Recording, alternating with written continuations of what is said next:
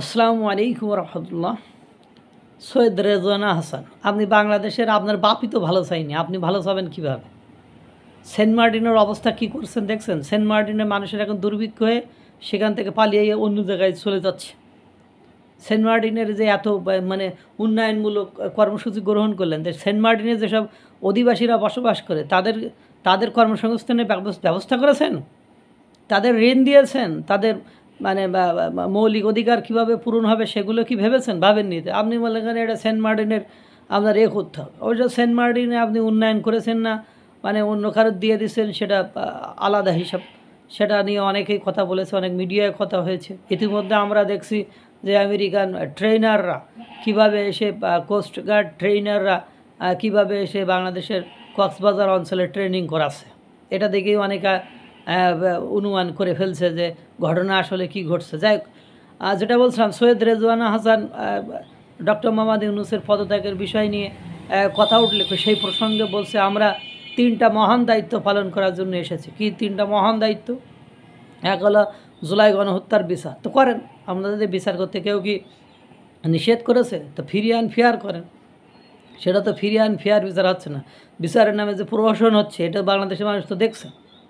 আন্তর্জাতিক ট্রাইব্যুনালে যে ডিম নিক্ষেপ আছে, মানে তাদের উকিলদেরকে মুভ করতে দিচ্ছে না। তো এগুলো আপনারা দেখেন না? আপনারা বিচার যে করবেন, সেই বিচারের ন্যায্যভাবে বিচার করেন। আপনাদের কাছ থেকে তো পক্ষপাত দুষ্ট দৃষ্টি কেউ আশা করে না। কারণ আপনারা কি মানে কোনো দলীয় সরকার? আপনারা নির্দলীয় সরকার, অন্তর্বর্তীকালীন সরকার। আপনাদের কাছে সবাই সমান, যে অপরাধী তার অপরাধ অনুযায়ী সে শাস্তি পাবে। কিন্তু সেই আচরণটা আপনাদের কাছ থেকে মানুষ দেখছে না। আর আপনারা তারপর বলেছেন সেই বিচার ব্যবস্থাটাকে কি কোন জায়গায় নিয়ে দাঁড় করিয়েছেন সেটা দেখছেন আপনারা।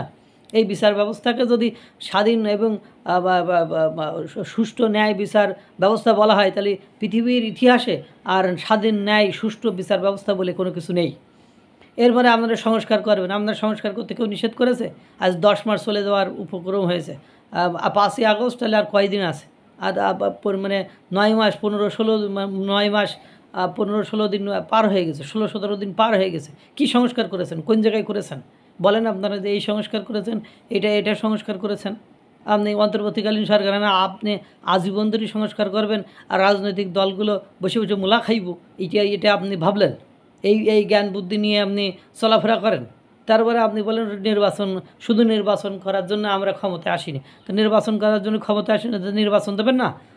দেশের জনগণ আপনাদের চাই। জনগণ বলতে বিএনপির লোকজন জনগণ না, বামপন্থী যারা লোকজনরা জনগণ না, আওয়ামী লীগের লোকজন জনগণ না, এরাই তো 80% লোকজন। তো এই 80% লোকজন তো আপনাদের চাই না। আপনি জনগণ বলতে কারে বুঝান? আপনাকে যারা ভালোবাসে, আপনার মানে কর্মকাণ্ড যারা মেনে নেয়, এটা আপনার জনগণ, আর বাকিরা আপনার জনগণ নয়। আপনার জনগণ চাচ্ছে না। জনগণ চাচ্ছে যে নির্বাচিত সরকারের এসে আপনার কাজ করুক। আর আপনি বলছেন যে বারবার রাস্তাঘাটে নেমে আমাদেরকে স্বাভাবিকভাবে কাজ করতে দিচ্ছে না। তা কাজ করতে দিচ্ছে না, আপনার ক্ষমতা নিয়ে বলতেন যে আমরা এই 3টা কাজ করার জন্য এসেছি, সুতরাং ওইসব দাবি দেওয়া, ওইসব টিচারের দাবি, এর দাবি, তার দাবি নিয়ে মাঠে নেবে কোনো লাভ নেই। আর এই দাবি দেওয়া পথ তো দেখিয়েছে আপনাদের শ্রদ্ধাভাজন, আপনাদের বিরাগভাজন, আপনাদের ভালোবাসার লোকজন। এই যে এনসিপি একের পর এক দাবি করে, সেই দাবি আপনারা মেনে নেন, সেই রাস্তা ধরে, সেই পথ ধরে বাকিরাও ওই দিকে যায়। আপনার এই যমুনা ভবন চিনাইছে কে? আপনি বলেন তো, যে যমুনা ভবন চিনাইছে কে? আপনাদের এই ডক্টর মোহাম্মদ ইউনূসকে ঘেরাও করা, এটা চিনাইছে কে? এনসিপি। আপনাদের ডক্টর মোহাম্মদ ইউনূস যাদেরকে বলেছে রাজনীতি করো, তোমরা ভালো করবা, তারাই তো যমুনা ভবন চিনিয়েছে। ওই সচিবালয় চিনাইছে কে? ওই ছাত্রছাত্রীরাই চিনাইছে। যে শাহবাগ চিনাইছে ওই ছাত্রছাত্রীরাই বর্তমান সময়ে আপনাদের সময় যে, কেন আপনারা ক্ষমতা নেওয়ার পরে বলতেন যে আমরা 2025 সালের ডিসেম্বরের মধ্যে নির্বাচন করব, এখন আমরা এর মধ্যে আমাদের কাছে কোনো দাবি দেওয়া নিয়ে আসা যাবে না, আমরা নির্বাচনমুখী একটা সংস্কার করে তারপর বিচার কার্য সম্পাদন করে আমরা নির্বাচিত সরকারের কাছে ক্ষমতা দিয়ে চলে যায়। আপনাদের সে 3টা কাজের কোনোটাই তো মানুষ দেখে না, দেখে? আপনারা বরং আপনাদের মতো একেবারে যা খুশি তাই করার একটা প্ল্যান করেছেন। এই ধরনের কথাবার্তা বলে আর লোক হাসিয়েন না, লোকজন হাসাহাসি করবে, আপনাদের ইজ্জত পাঞ্চার হয়ে যাবে। আল্লাহ তাআলা সকলকে ভালো রাখুক, সুস্থ রাখুক। আসসালামু আলাইকুম ওয়া রাহমাতুল্লাহ।